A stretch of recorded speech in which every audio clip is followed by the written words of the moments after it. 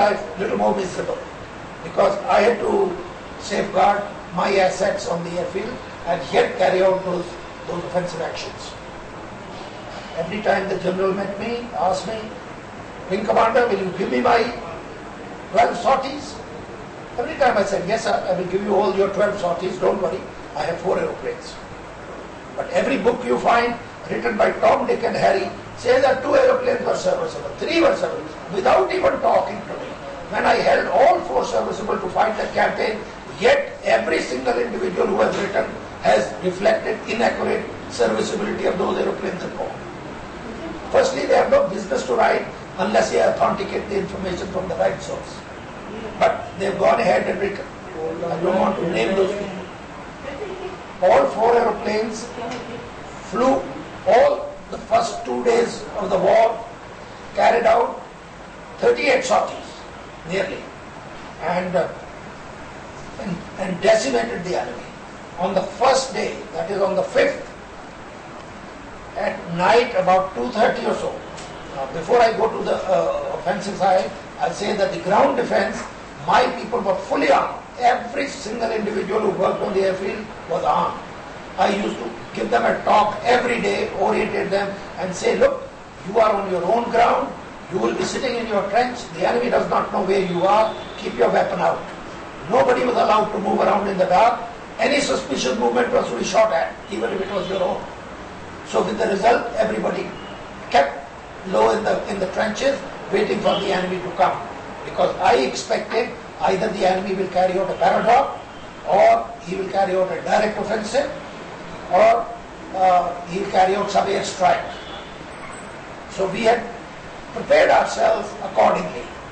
The runway had no lights to carry out night operations, yet I had carried with me goosenecks from Jamnagar, where I was the chief instructor.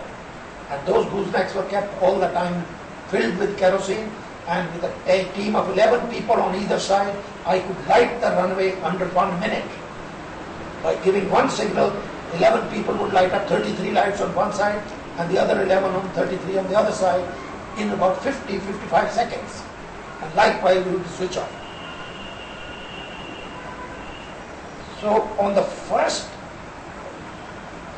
day of the early morning of the 5th, about 2:30 or so, I got a call from the GOC, which I came to know later that he was trying to get through to me on telephone, but the telephone lines had already been cut by the Mujahideen arriving on camels maybe. So he managed to get through to me on the radio relay link. The vehicle he had and I also had the similar one. So we spoke to each other and he told me, Wing Commander, the enemy tanks are running in to capture you. You want to stay there, you stay. You want to run away, you run away. So I told him, sir, I've come here to fight the war.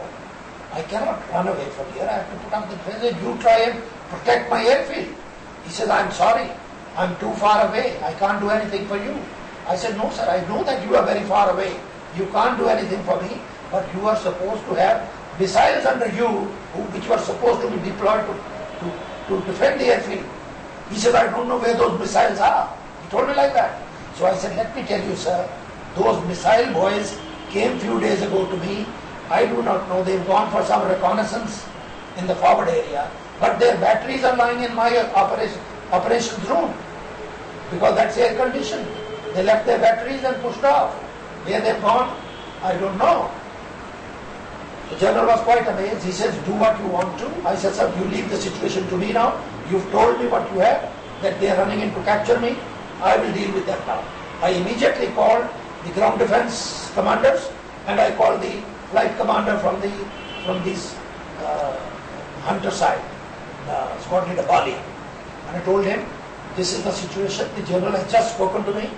The tanks are running in to capture the airfield and start loading up the aeroplanes and do the mixed belting. You see, we put the HE for the armor, the SC, the ball and the incendiary. Just do this thing so that it helps to penetrate, to ignite or whatever is required. So I told him at first light, two aeroplanes will be taking off. We'll maintain a chain, 2 will go. As they are leaving, they'll give a short some call on the RT and the second two will be on the takeoff point. They'll take off. So that way we maintained a chain, two going and two coming. And about an hour before the takeoff time, these pilots came. By that time we had more information that the enemy could have traveled this way, that way. And the GLO, Captain Sharma, was with me. He carried out a comprehensive briefing that first these two aeroplanes will take off and circle around the airfield to ensure that no tanks are reached in the close vicinity. There's no point rushing off to Longewala when the tank is sitting on your doorstep. So first you will make sure here that there are no tanks here, and then fly along the road both sides, one hunter this side, one that side, at low level, to spot any tank tracks and report accordingly. So these two aeroplanes were briefed and they took off on time, Gosai and Das. Like Captain Das, Squadron Das and Flight Lieutenant Gosai. And they took off, reporting that there are no tank tracks or no tanks around the airfield. And they carried on. And in the meantime, the ground defense people were briefed, if the tanks come, don't let go all your shells in one go. We are trying to trade space for time. We want the daylight to break. So you will fire a shot and wait, because the enemy will not blindly rush into the airfield. He will also be very cautious of the mines and the close range weapons that we might hold. So we will try and delay his advance by firing and stopping, waiting for the daylight to break.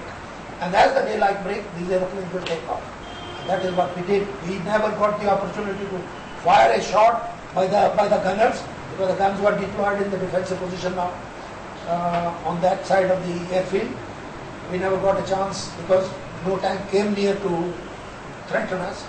So these two hunters that went across, as they neared about just past Ramgarh, near Gamnewala Tab, they said there are tank tracks here. So a few minutes later, 2-3 minutes later, they said hell of a lot of tanks all around Longewala.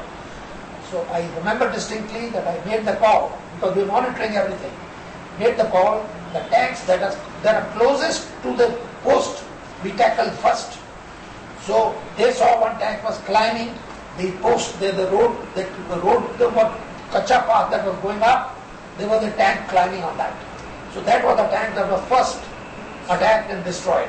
And as the shell hit it, the rocket hit it, the pilot in a loud voice said, I've destroyed the bastard, I've done this, all that. So likewise, one by one, they kept targeting the tanks on the ground. That tank was destroyed in the first shot. Then, just before leaving, they would give some sign that I'm process of leaving, the other fellow would be setting course to come in there. Plenty of fuel, because they were not very far, Longewala was not very far.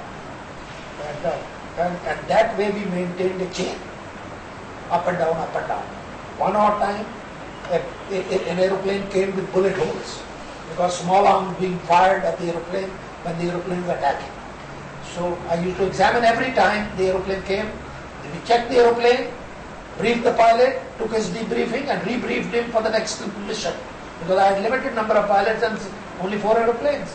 And 2 trainers were there for air defense, which were kept with 2 pilots locked in there.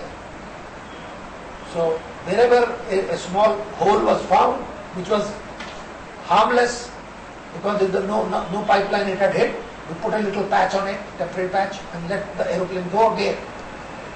So this way we maintained a good shuttle. About 17 odd sorties were being carried out on that day, first day. And around 2:30, 3 o'clock, we intercepted a wireless message which the enemy was sending in their own language, saying, दुश्मन की हवाई फौज ने नाक में दम कर दिया है, एक हवाई जहाज जाता है और दूसरा आता है और 20-20 मिनट ऊपर नाचता है, 40% फौज और सामान हलाक और तबाह हो चुके हैं, जल्दी हवाई फौज मदद के लिए भेजो, वरना वापस मुड़ना नामुमकिन है. That was the message. The moment I got that message,